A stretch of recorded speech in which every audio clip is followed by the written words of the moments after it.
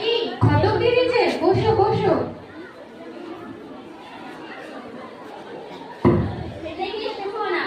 আজ হঠাৎ আমাদের বাড়িতে?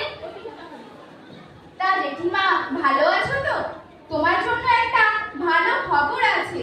তা কি খবর এনেছো শুনি? তোমার নাতনির জন্য একটা ভালো সম্বন্ধ পেয়েছি। ছেলেটা খুব ভালো, সরকারি চাকরি করে, জমি জমাও আছে।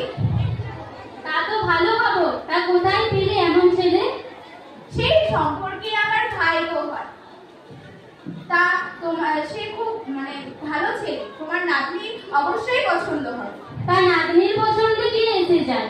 খোকা